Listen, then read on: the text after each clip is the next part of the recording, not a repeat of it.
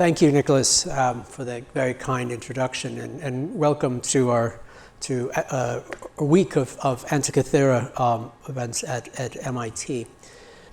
First, however, a bit of thanks most sincerely to all of our supporters and our hosts, MIT School of Architecture, the Morningside Academy of Design, our primary collaborators on this little conspiracy, the Berggruen Institute, as well as the Media Lab for hosting this event, and to MIT Press for joining us for the next phase of the Antikythera program, a book series, as well as a digital journal, which I'll talk a little bit about later on.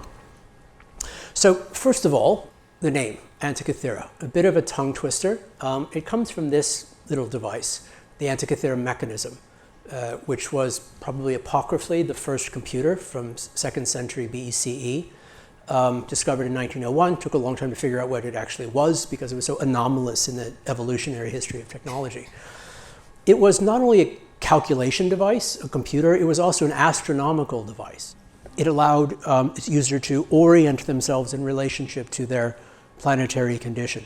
And indeed, it's this conjunction between computation and cosmology that is our inspiration. Indeed, computation was born of cosmology. And I mean that in both senses of the term, of a scientific cosmology, astronomical cosmology, as well as the anthropological sense of cosmology, of how we make sense of who we are, where we are, and so forth. And it's indeed this disjuncture between these two that is why a philosophy of technology think tank such as ours might be useful in some regard. So this speaks to computation in its more, let's say, conceptual sense. But computation is also a way in which we organize societies. Remember that the first writing, or among the first writing, was the Sumerian cuneiform, which is where essentially receipts, a very granular calculative notation of economic transactions. And from cuneiform, of course, all manner of alphanumeric languages and literatures ensue. So at least genealogically speaking, all great works of literature are a kind of elaborate, fancy form of accounting, a point that I like to remind my friends in the literature department about. So one of the things that we think that philosophy and science, also at least when they're most successful, have in common is a kind of allocentrism. They allow us to get out of our heads and to see the world not as it appears, not as it is maybe perceived phenomenologically, but perhaps as it is. And it is this usually technologically mediated alienation, a kind of derangement and disenchantment that is the most priceless accomplishment of both. Sciences, historically, are born when philosophy finally learns to ask the right questions. Physics, chemistry, biology, obviously computer science as well. Philosophies, on the other hand, are born when technologies force the birth of new languages, where they make things possible that we don't have the words for. And I think this is indeed part of our moment. There are moments in history when, as we see, new things outrun the nouns available to contain them, when our ideas about what it is that we would like to do technologically are far ahead of what's actually possible to do. So 19th century ideas about spaceflight would be an example. But there are other moments in time, and I think our own, in where the technology is capable of doing things already and is doing things that we don't necessarily have the proper language for, to describe, let alone orient and steer. And in those moments, a philosophy of technology must do something else. It's not a matter of projecting truisms and axioms onto circumstances, but of inventing the language and conceptual structure that may allow for that orientation. So let me then speak to our what we call planetary computation. It's sort of our key idea that we developed throughout the program, and which we sort of orient a lot of the research. And I mean this in at least two ways, as you'll see. Imagine the blue marble image, if you will, not as a still image, as you see here in the corrected orientation, but indeed as a movie, a kind of super fast forward movie showing all 4.5 billion years of the evolution of Earth. What would you see? You would see the formation of continents and their emergence and breaking apart, and volcanoes and the appearance of life, and thus eventually an atmosphere. But in the very last few seconds, you would see something extraordinary. This little blue cell floating in the black void would sprout a kind of computational epidermis of satellites and sensors and various mechanisms by which it comes to communicate with itself, to understand itself, an organ, if you like, that allows it to transmit information from one part of its body to another and to learn things about itself, including how its own planetary systems work, how old it is, and so forth.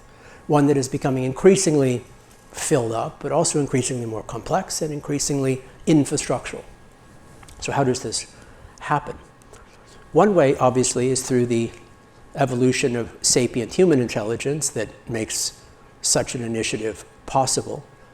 That infrastructure, that cognitive organ, is increasingly also the seat of an artificialization of intelligence. It itself is capable of feats of cognition, and not just sensing, that previously may have been reserved for other forms of life. And it itself continues to evolve. AI is evolving, as I will try to make the argument to you tonight. Now, design and engineering, and indeed all societies as a whole, during the Apollo era, as this was all of these perspectives were becoming more commonplace, was enthusiastic about understanding, re-understanding the planet as a site condition to be constructed. But the real continuous monument, the one that we actually built, wasn't continuous. It was discontiguous. It was an accidental megastructure built piece by piece, defined by functionally defined modular layers in an interlocking structure, what we call the stack, in a book written in 2016, published by MIT Press. And the argument sort of defines this accidental megastructure in relationship to these layers: an Earth layer, from which the energy necessary to run this vast mega machine is drawn; a cloud layer by which platform services are drawn and delivered, many performing functions traditionally assigned to Westphalian states; a city layer in which we are all embedded, interacting with interfaces of variously intimate and public forms; an address layer that identifies, nominates anything to and which information can be sent; an interface layer which provides an image of the affordances by which the whole system might be manipulated; and finally, where we live, a user layer, a functionally defined position of agency that sends circuits up and down this entire dynamic. And indeed, discontinuity is the shape of the architecture of our times, which demands a different way of thinking about design, a different way of thinking about engineering, and indeed a different way of thinking about philosophy.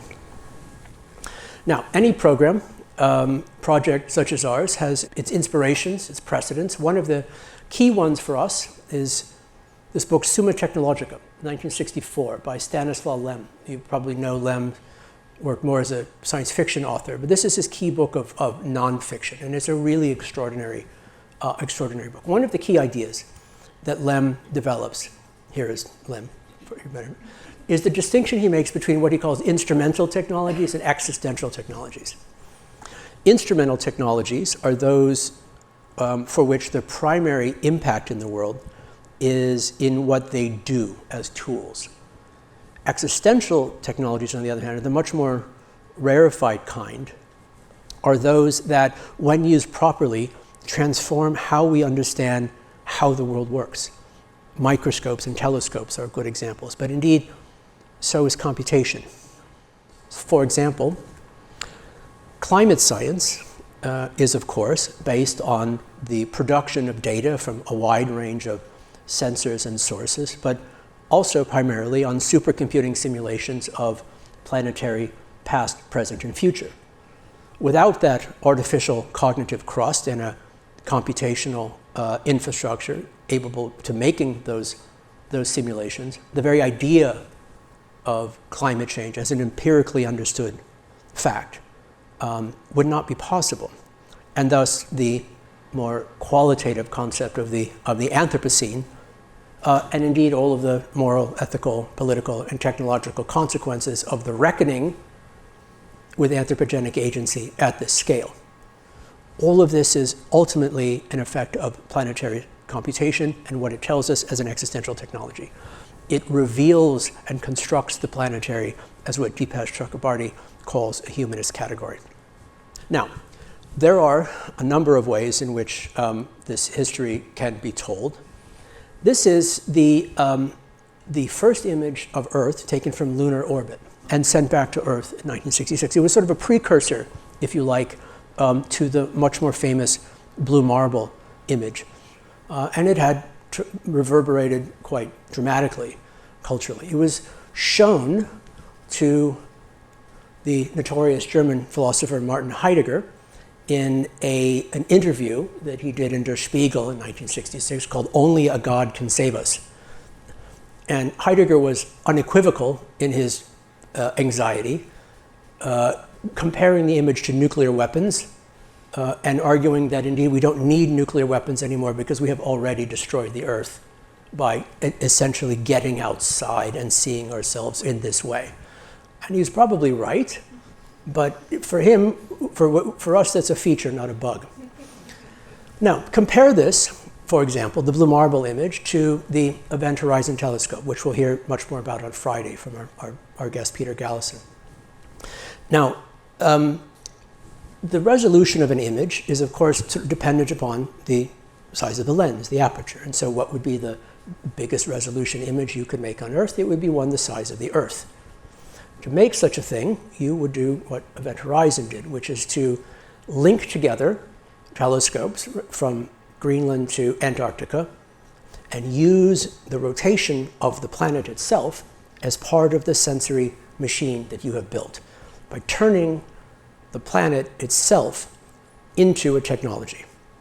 Or rather, the planet turns itself into a technology through us, resulting ultimately in the black hole image with which we are all familiar, a collapsing space-time some 50 million light years away. Now, the key difference here is that whereas the blue marble was a picture taken by a human of his domain, so to speak, the black hole is a much more frightening image. I'm sure Heidegger would have completely lost it, having been presented with this. The planet itself took the picture. The planet itself sensed its own environment. We were merely, as I wrote in the terraforming, we positioned ourselves not as this sort of, caretaker apex species looking down on the garden, but rather as apex mediating residue, the little creatures scurrying around on the surface of the planet who managed to assemble this sensory apparatus on behalf of its host. This is also computation as an existential technology. This is a Copernican turn, a decentering, an allocentric realization through technological alienation. This, in short, is what planetary computation is for. So let me tell you then a little bit about the Antikythera program itself. It is, in many ways, a program that tries to reconcile a relationship between philosophy on the one hand and engineering on the other. Now, philosophy has not always held engineering in such high regard. We do. The functionalism, the requirements of function are actually not only a generative constraint on how we might model a problem, but it is also too engineering that I think philosophy needs to look now to find that new language, that new conceptual architecture vocabulary in order to catch up with the present. So our program is then a research program, which I'll discuss in some detail, but it is also programmatic. It is also a school of thought in formation that is not from the Heideggerian tradition, but indeed something hopefully much more effective. So let me tell you then very quickly a little bit of the history of the program. This is my home University, University of California, San Diego, home of Geisel Library, the Scripps Institute, and the Salk Institute. The genesis of this research program actually begins in Moscow, of all places, at the Strelka Institute, where they were very amused to find out that California also has a red star in its flag. At Strelka, Nikolai Boyajev, who's here this evening, and I directed 2 think tanks, the New Normal, the work of which you can see in this book we published with Park Press, and the Terraforming, which is also available as a free download.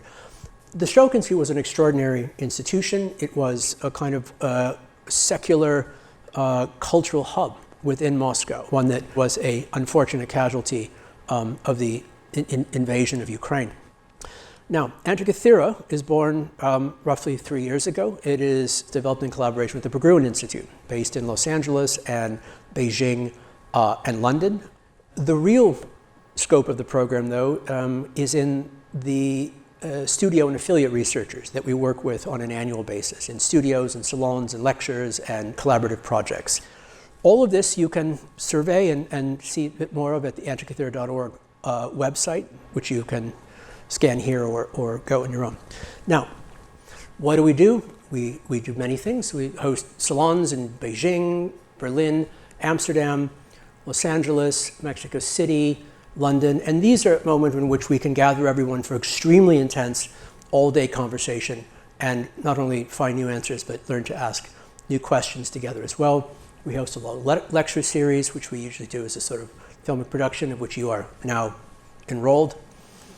The core of the program is really the studios, however, which is where we do a lot of the fundamental work. And part of the philosophy of the studios is this. Architecture has benefited from the studio culture from its beginning. It reinvents itself every 15 weeks. First principle questions are asked. And in doing so, it remains active and fresh in this regard. Now, arguably, society now asks software to do many of the things that it used to ask architecture to do, namely the programmatic organization of people in space and time. Software, however, does not have the same kind of studio culture, exploratory, experimental, first principles studio culture. But why not? This is sort of our beginning point for how it is we approach this. It's deeply interdisciplinary, not only computer scientists and designers and artists, but philosophers, science fiction writers. All of the studios bring these people together in an intensely collaborative environment. The first studio we did in 2023 was at the Bradbury Building in Los Angeles, which you know from Blade Runner. We had 12 of our studio researchers who came. We developed a number of quite extraordinary research projects, all of which you can see on the site there as well. Our big studio report and so forth. As you notice, a lot of our work is used as a kind of cinematic vernacular. We make a lot of films as a way of synthesizing a lot of ideas into a kind of a structured narrative. All right, now to the heart of the matter. Planetary computation, as said, is sort of the key concept around which the research rotates. But there are 4 important areas: synthetic intelligence, recursive simulations, hemispherical stacks, and planetary sapiens. And I'll speak to each of these in turn. First, synthetic intelligence. Now, we begin this our discussion in recognition. One of Lem's most important stories about AI is a story called Golem 14, in which a precocious artificial general intelligence is housed here at MIT and decides that it no longer wants to do wargaming and kind of goes rogue and becomes a bit of an oracle. And so we want to say hello to Golem 14 wherever you have him hiding these days. One of the important things I think to remember about AI and its relationship to philosophy is that AI as a technology is perhaps unique in the sense that it is born from philosophy of AI, that the philosophy of AI and AI as a technology have evolved in a kind of double helix relationship with each other for at least centuries. And so this continues. Some of the key ideas that we sort of adhere to in our position of this, a little bit more about, is that ultimately the artificialization of intelligence will teach us much more about what thinking is than we will teach the machines. That AI exists ultimately in the wild, and natural intelligence evolved in the wild, and so will its artificial form. And that alignment, as they say, between AI and human society must be bidirectional. It's not just a matter of how AIs must adhere to what is suspiciously called human values, but also how societies adapt to the reality that inanimate objects are capable of complex cognition. Our survey, if you like, of the current state of AI discourse and where we see ourselves in relationship to this is in a piece I published in Noema a few months ago called The 5 Stages of AI Grief, in which this discourse categorized as AI denial, AI anger, AI bargaining, AI depression, and AI acceptance.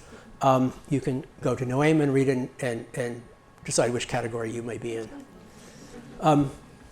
A lot of the work we do is also collaborations with platforms. Blaise Aguirre-Arcus, who we'll speak a little bit more about, I wrote a piece called The Model is the Message, also in Noema, which was developed looking at some of the early years of LLM models and sort of thinking about where things may go well and go wrong, and I think we got it pretty well right. Blaise, by the way, who you'll meet on Friday if you're here, is the author of the first book that will be in the MIT Antikythera book series. Modestly titled "What is Intelligence?" There was also a kind of single to the album called "What is Life?" that will be available to all those who come on Friday in a beautiful little book form as well. We also, in the journal, the MIT Digital Journal, are publishing a lot of the new work by our affiliate researchers, including Catherine Hale's piece on modular cognition, Metahaven and Gaspar Nina Begas on the use of machine learning in analysis of animal language, and so on. So, as mentioned, this question of alignment and our suspicion of a kind of ease and overuse of this term is one of the key areas by which we sort of explore it. There's a lecture on our website that I did in London last year called After Alignment, which lays out the argument in some detail. One of the key ideas I'll sort of pull from that is this, what we call reflectionism, something of which we are suspicious. Reflectionism would be defined as a sort of a kind of doublethink within much of the AI discourse. And it goes something like this, and that is the idea that AI is not like us, but it must become more like us, become more human-centered, become more anthropomorphic. And as it does, the results will be better. And so there's this gap that must be resolved. On the other side, and sometimes spoken by the same person in the same sentence, is the idea that AI is nothing but the direct expression of our socioeconomic system. It is a mirror of us in all of its usually described as pernicious forms. So either AI is nothing like us but must be, or it is only like us and that's the problem. This is what we mean by reflectionism. And in both sides of this, we hold at some distance. In other words, alignment to what? What form of human values are we actually talking about? Why would the emergence of machine intelligence, any more than the emergence of other forms of animal intelligence, be better off if it appears more comfortably anthropomorphic to us? What it should not align to is a kind of deeply anthropocentric understanding of the evolution of intelligence, and that its purpose essentially is a kind of a simple prosthetic. It's more than this, and ultimately may prove to be not even contained by the word technology. AI is deeply weird. A lot of the science fiction stories around AI, this is of course from Godard's Alphaville, saw AI as a kind of seamless, technocratic, and clean Spock. It's not. It's deeply weird. Now, some of this, the question around the anthropocentrism, anthropomorphism within AI, some of it comes from this appropriately canonical piece by Turing from 1950, which we are doing a kind of definitive redesign of and publishing in the first issue, Computing Machinery and Intelligence. As you recall from Turing's 1950 essay, of which the imitation game is the kind of key plot line, that he posits a situation in which an AI is asked to pass as a human. And he really makes what amounts to a kind of functionalist argument, which is if it can pass as a human, then we have to grant that there's some kind of intelligence in there and that that's enough. Unfortunately, in the popular culture, it has become something more like a necessary condition. That is, unless the AI can perform thinking the way that we think, it is disqualified from intelligence. This is the real problem. So we're familiar with the quadrant here that more alignment, more better, and less alignment, more risk. We're actually interested in exploring this fourth quadrant here, that less alignment and net positive outcomes may be the area that we want to model in advance. And speaking of the language, part of this has to do with, instead of trying to take what we understand machine intelligence to be doing and trying to force it into older categories, the inverse is really the question. Like, we need the language to describe the weirdness that is happening right in front of us, and to conceptualize it on its own terms. This was the basis of the cognitive infrastructure studio, which we ran in London this past summer, beginning with the sort of the history of philosophical thought experiments that have driven the development of AI and exploration of those which might come next. Of course, the stochastic parrot was our mascot for the studio. Cognitive infrastructures refers to all of the ways in which intelligence exists in the wild as a landscape scale phenomenon, both the evolution of natural intelligence and ultimately the evolution of machine intelligence, and more importantly, their co-evolution together. Intelligence involved in a dynamic relationship with other kinds of systems, not isolated as a kind of brain in a petri dish. And so, indeed, does machine intelligence, what we colloquially today call robotics, or in the future, maybe just physical AI in the future, in many respects is where we are interested in thinking about this, and where it's headed, not only as a design problem, but as a philosophical problem as well. As our infrastructures become increasingly cognitive, the inverse is also true. Artificial cognition becomes increasingly infrastructural. And it's this dynamic between the two that animated the research of the studio, which we held at Central St. Martin's across the street from Google DeepMind, which we did a lot of collaboration with. Some of our studio researchers are here this evening. It began with a series of hopefully successful prompts of how we may break down and approach this issue in a more open and generative sort of way. Our researchers were, as you know, from all over, DeepMind, Oxford, Cambridge, but more importantly, a disciplinary breadth. Not only computer scientists, but filmmakers, philosophers, science fiction authors, and so we're working together in quite intense groups of three. Over the course of a month, we generated about a dozen papers, of which you see several of them here. Whole Earth Codec was also a project from our 2023 studio that looked at different forms of training data, frontiers of endosomatics around cognitive prosthetics, traversing the uncanny ridge on different structures of how to define novelty in relationship to generative AI. Human AI interaction design is one of the key areas of our interest and has been a core for both studios. The relationship between AI and scientific epistemology has animated at least a couple of the project.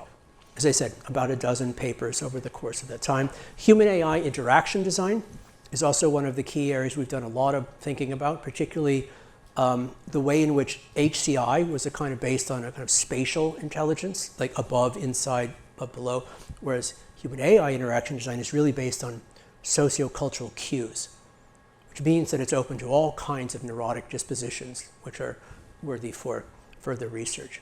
AI and sinus and scientific epistemology was the basis of a number of projects that we did at the Center. And again, these are all available on our site for your proper perusal. Next, recursive simulations. Simulations are not a new philosophical concern.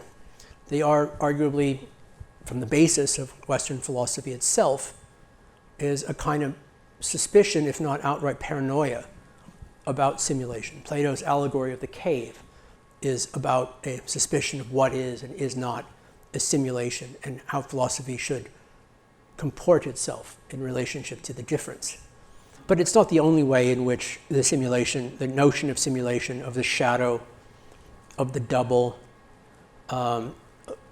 might be perceived. Other traditions may prioritize the shadow as actually the part that allows us a deeper access to the real. The political implications of this are profound. As mentioned, such a scientific idea of climate science as an epistemological complement of planetary computation means that what we recognize as climate politics, an incipient planetary politics, is based upon a mobilization against the negative implications of a supercomputing simulation of the future, which puts tremendous political efficacy and power, agency, in the role of simulations itself, such that we might think of, again, of climate science, climate politics, more importantly, as one organized around the agency of supercomputing simulations. This is not the only way in which there's an important relationship between simulation and governance, of how it is that complex systems govern themselves by anticipating their future state. The book I wrote during and about the pandemic, The Revenge of the Real, dealt with this in considerable detail. Now, the thing about simulations is that they are both one of the ways in which it is possible to understand the dynamics of complex systems that are not directly perceivable, such as a climate, and therefore give us an access to the real that would be otherwise impossible. But they are also the form of technology, both hardware and software, that allows for the production of completely unreal forms of perception, a kind of derangement from the real. And it's the same technology. And this is perhaps the concern that Plato's paranoia points to. It's also one that we are all, each of us, enrolled in all day and every day. Everyone in this room has multiple digital profiles, shadows, if you like, doubles of you, that are housed in what is really the primary architecture of our time, data centers. That's where your doubles live, your shadow in the mountain somewhere nearby. And as you interact with the stack and interact with the platforms, it is really that double that is interacting on your behalf. So for example, when you go through the airport and the little man at the gate stops you and wants to scan you and verify whether you should be allowed through, what's being evaluated is your double, is your shadow. It may feel like he is evaluating you, but he's not. The system, the interface, is evaluating your double. Your shadow is being interrogated for its propriety. And if your shadow passes, then you are allowed to pass through the door. Now, another way in which we are thinking about a simulation, particularly around AI, is generative AI. Here in the middle is Trippy Squirrel by Alex Morgenstern. Probably the first image of modern generative AI. It came out less than a decade ago. Alex was the developer of the Deep Dream software. In less than a decade, Trippy Squirrel has gone to AI-generated video, which is nearly perceptually indistinguishable from photographic video. It has evolved so quickly that it became the basis of a long-standing strike in Hollywood over the future of the culture industry, one that will take decades to fully play out. So our work on this is then sort of divided in that way. On the one hand, we're interested in simulation as a model epistemology, how it allows us to understand things, understand complex systems that would be otherwise not understandable. By the way, Nicholas's contribution to the first issue of the journal traces over the history of simulations, particularly in relationship to architecture. But at the same time, we are also recognize what we might call something like simulation anxiety. That is, the more that we interact with simulations in a meaningful way, the less certain we are of the boundaries, the uncertain liquid, fluid boundaries between sim and real. That as we do so, these movements and these kinds of negotiations become more difficult. And indeed, the more times we ask the question, is this a simulation or not, the less sure we are of the answer. Now, and indeed, it is this passage between sim and real, the sim to real gap, as it's called, the hybridization of simulation and reality that's of real interest to us. Not the separation and the clean ontological break between the thing and its shadow, but their weird amalgamation that we see as the path forward in one way or another. And again, back to the black hole image, to remember, as in terms of model epistemology, that our understanding of black holes begins first in the 20th century with a mathematical model that they must exist, an increasing fidelity of the physics that would describe their parameters and where they are and how they would work, and therefore it becomes possible to build an event horizon telescope and point it in the right direction and to know what to see because it had been simulated in advance. And this kind of cognitive foresight that simulations allow is how they work, how they function as existential technologies. Next is hemispherical stacks. This is our area where we explore the relationship between planetary computation and geopolitics. The complicated lives of everybody. The whole age of computer has made it where nobody knows exactly what's going on. Indeed, the whole age of computer has made it where nobody knows exactly what's going on. Some of what's going on is the chip wars, that the ability to build a society is dependent increasingly on the ability to build the stack that is the armature and anatomy of that society. And so the race to, in essence, construct that economy or social system is the race to construct that backbone. So right after the stack was published, when the hemispherical stack essay first came out in 2018, I think, it was already clear that there was not one planetary computation, that it was already splitting into different isomorphic and even antagonistic stacks. A multipolarization of planetary computation was at work. Why would this be so? Well, one reason is because governance, with a small g, that in the cybernetic sense of how a system senses and models and recursively acts back upon itself, was increasingly invested into computational systems. The computation was no longer only something to be governed by laws and dictates. It is governance in an immanent sense. It is how systems recursively act back upon themselves. And so this shifts and splits a bit from our normal understanding of the political, a sort of contestation over the symbols of power, into something much more physical and, as said, imminent and immediate. Now, at the scale of geopolitics, what we're seeing is not only a close tracking between the multipolarization of geopolitics and the multipolarization of computation. They are indeed the same thing. We are in the midst, we argue, of a kind of fundamental transformation between eras of planetary computation, one in which that stack is being replaced, a bit like Theseus's boat, layer by layer, by one that is dependent not on classical computing architectures, but on neuromorphic architectures. We break this down into a number of different areas of study of research, which we, as you'll see, we do a lot of collaborations with China for obvious reasons around this. The last one you see is stories and scenarios. This is how we are doing the research, in a way. You see some of the project, Cloud Mega Regionalization, which is about essentially the regional planning school of like building the region around its ability to produce something for the cloud, whether it's mining or chip design or something like this, and this sort of structure to planetary scale.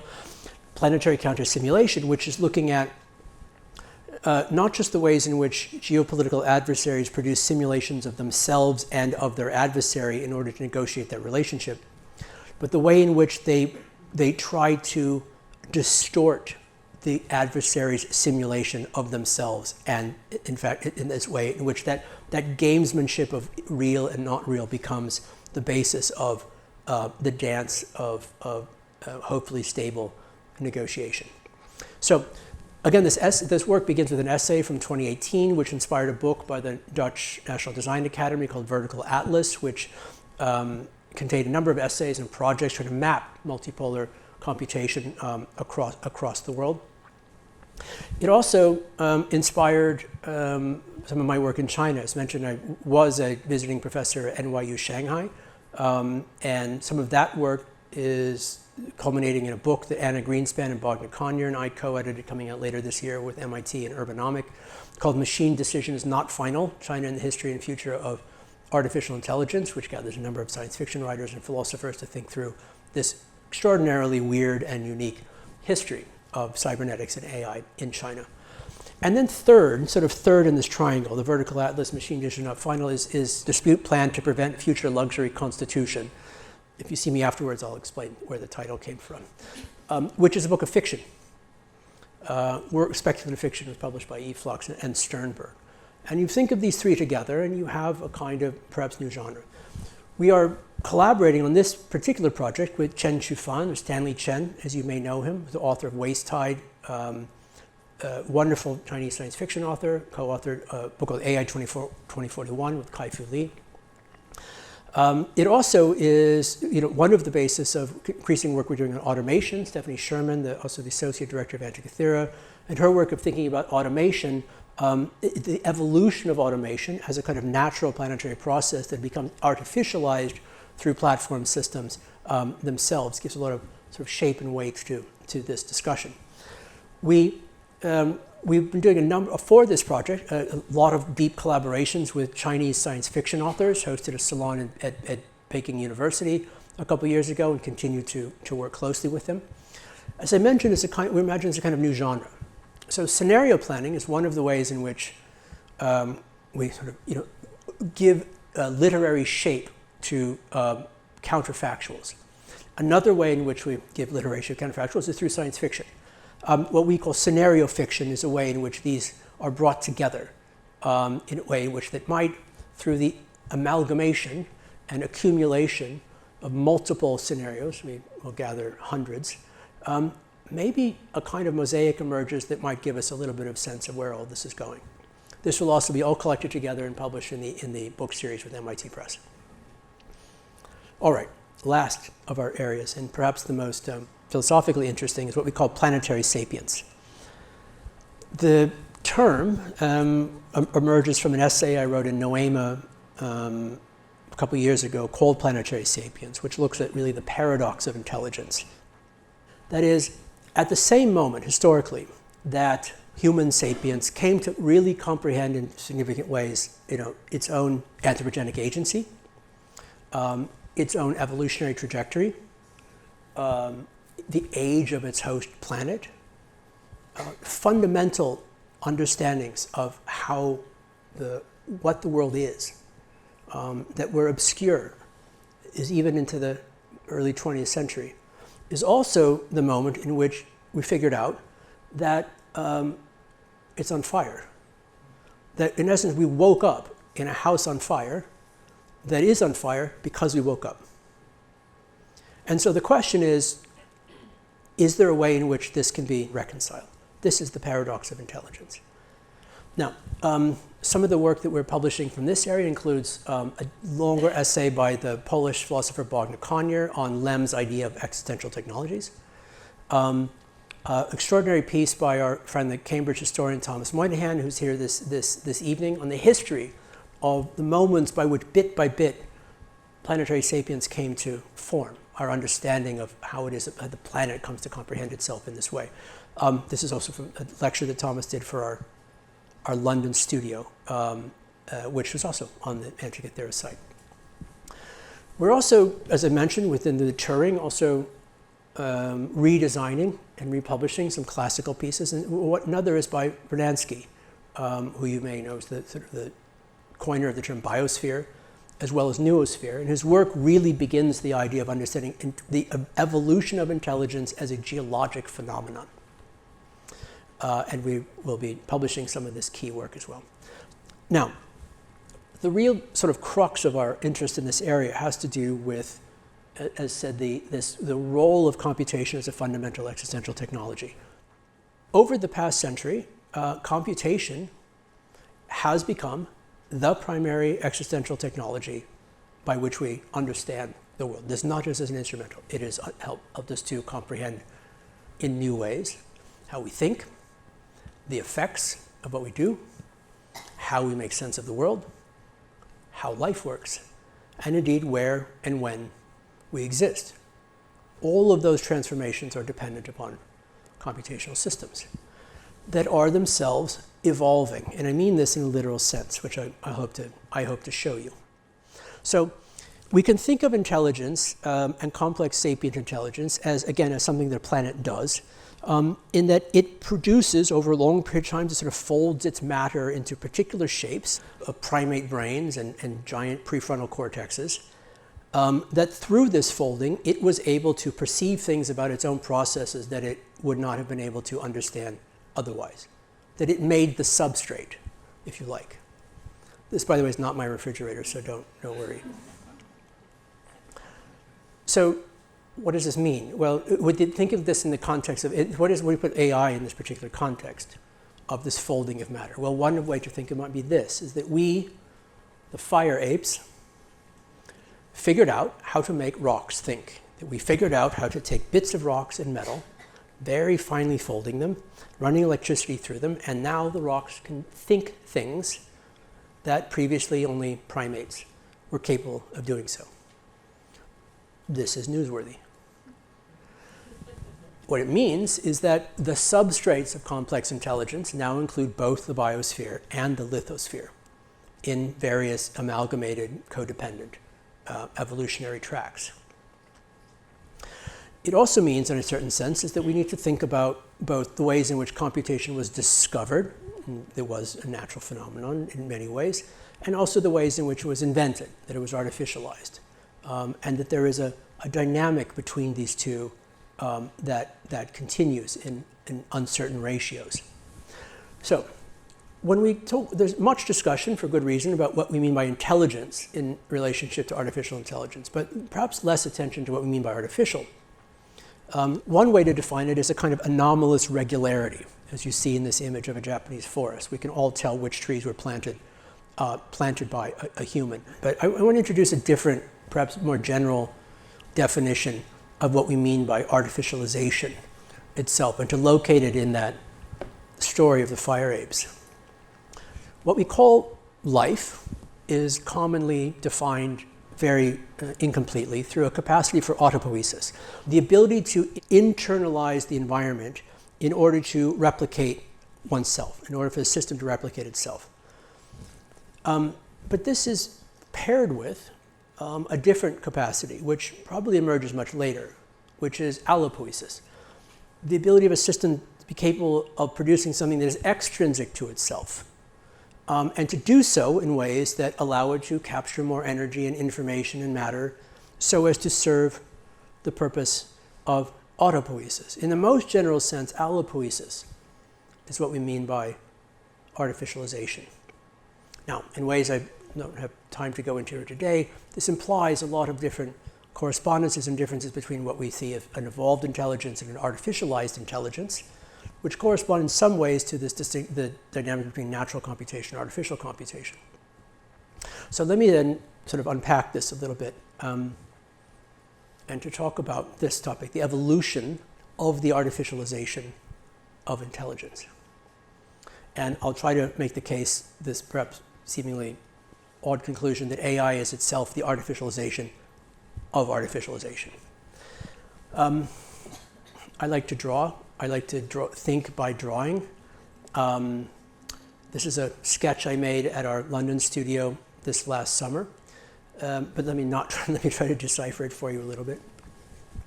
Another one of our core collaborators within the program is Sarah Walker, who with Lee Cronin is the development of what's called assembly theory. One of the key arguments of assembly theory is that selection, evolutionary selection, doesn't begin with biology. It begins at least with chemistry. That the phase space of possible molecules is just too vast to be fully searched, and that there is a dynamic by which the space of possible molecules that can assemble, that are stable, and more importantly, that can replicate themselves, is part of this process. And so we begin there. This then is the scaffold that makes, again, this is not science, this is a napkin sketch, so please take it as you will.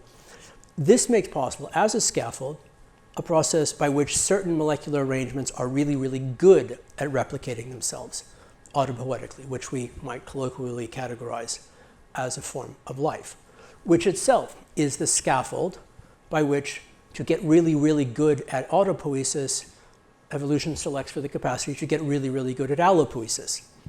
To capture energy and to get really good at capturing energy and information matter to replicate yourself, To get really good at that depends on the allopoetic capacity to capture energy, information, and matter.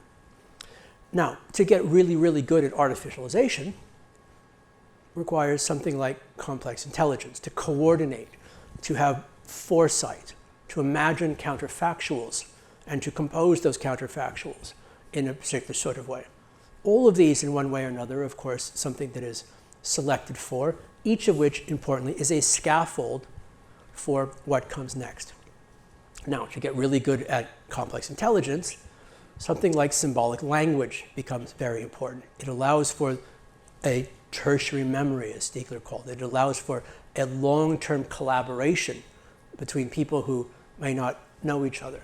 And it builds on this scaffold of intelligence. And so no surprise then that AI might be built on training on symbolic language. The question then is, what is AI a scaffold for? This process is not ending. The process doesn't end with AI. AI is a scaffold. And what is that a scaffold for? And so on, and so on. Now, in order to ask this question, we also need to sort of recognize that there's inevitably a kind of recursive process here, that not only does symbolic language function as the scaffold for AI, but as AI emerges, it transforms the dynamics of symbolic language. In the same way that the emergence of symbolic language transformed the dynamic of intelligence. There is a recursive process in this. And so that ultimately, transitively, AI is this artificialization of artificialization, or put differently, sapient human intelligence was the thing that made the artificialization of intelligence possible, made AI possible, and it is itself that artificialization of the thing that brought it about. Yeah? It is what we think of as the whole scope of anthropogenic agency and all the kind of causal dynamics of complex human intelligence, the comprehensive artificialization of the world, that force is now itself artificialized. But really the important question is, what is this a scaffold for? And what is that a scaffold for? And that is that a scaffold for? This isn't the end of the story. This is hopefully the midway point. Now, one of the sort of current discussions that we've been developing in the program, again with Blaise and Sarah in particular, but others as well, is a kind of identifying a kind of convergence, if you like. Convergent evolution is one of our sort of areas of sort of interest, but a convergence between what we call life, intelligence, and technology. And to some extent, this begins with the fact that many of the things that we might categorize as that is life, that's intelligence, that technology, are becoming more physically amalgamated, hybridized, cyborgized. These are some of Michael Levin's xenobots. And so as they become physically amalgamated, there is a kind of conceptual amalgamation of the idea of what life, intelligence, technology is. Blaise's book, From What is Life, you see, is also based on some of his work on artificial life, in which he discovers a process that looks very similar to the dynamic that I laid out for you. And what do we see here? And this is a program that he wrote in the appropriately named low-level programming language, Brainfuck, in which we see something like assembly theory in action, that clusters that are able to be stable and are able to replicate themselves become scaffolds for more complex structures, and on and on and on. Now for Blaise, he'll make the argument that this is not just a metaphor for life, it is life itself. But at the very least, it is something that perforates the definitional and conceptual boundaries between the two. These are some other visualizations of the Brainfuck work by Alex Morgenstern, the same fellow who made Deep Dream.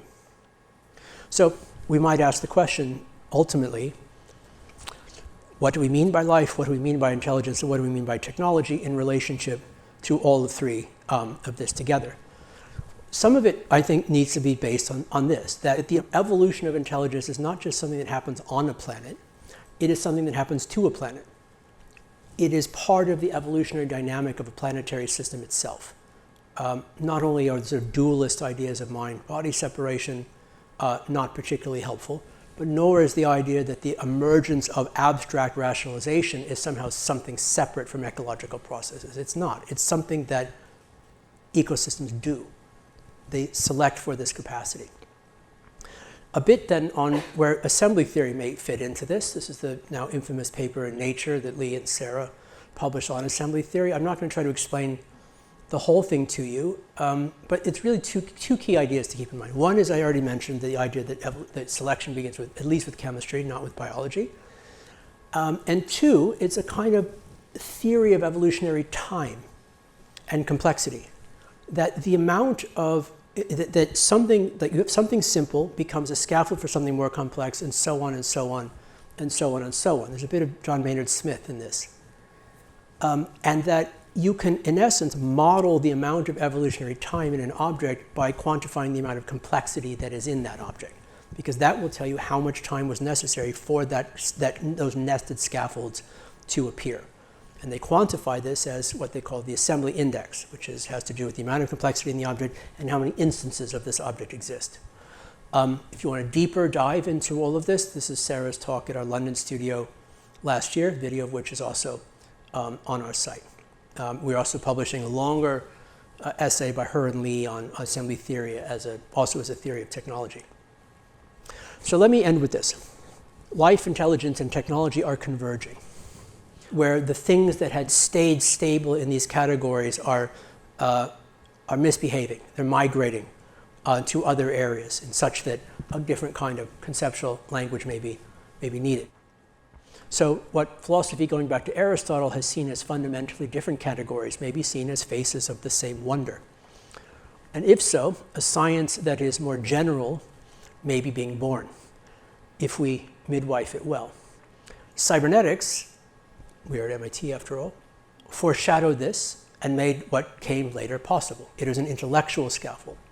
What comes now will surely be yet more momentous because the capacity to realize it is orders of magnitude more powerful. The atom, for better or worse, splits again. So we can draw upon some contemporary definitions of each of these and understand again how this discursive convergence is in our midst. So let me end where we began, which is the question of cosmology. One of the other unfortunate things that I think characterizes our moment is a kind of split between the astronomic, scientific sense of cosmology, what we actually know about who we are, and when we are, and where we are, how we are, from the cultural sense of cosmology, of what it means to be who we are, and what should we do now. And it is this split between the two that I think is not only unfortunate, it's probably dangerous. And so I think any philosophy of technology program must seek to contribute to the remedy of this bifurcation. It would do so because there's a lot at stake. The question, though, is to what extent is intelligence actually adaptive? In the short term, it's obviously extremely adaptive. It allows tremendous advantages, as does a capacity, as the ways in which it allows for and is allowed by complex allopoiesis. But in the long term, is it self-extinguishing? Is that paradox of intelligence, of waking up with a house on fire, one in which it is possible to make our way through? Maybe a better way to ask the question is not is it or isn't it intrinsically, but rather what would make it adaptive? What would be the preconditions for its adaptiveness? And to Nicholas's point about design as designation, how can those preconditions be artificially realized? That is both the technological, there's both the philosophical project and the engineering project at the same time. That may be the real Copernican trauma at hand. So, with that, let me close by making a few announcements. A full article-length version of the research and ideas that we've worked with is available on the Antikythera site. You can go through this in considerable detail. And as I also mentioned, this is just one of the many things that collaborations that we are undertaking with MIT. Today represents, in essence, the announcement, the preview of the digital journal, as well as the book series that we've undertaken with Amy Brand, Nick Lindsay, as well as Noah Springer. In May, we will launch the complete first issue of the journal. We want to also give real thanks to Channel Studio, who are collaborators in the design of the digital journal platform.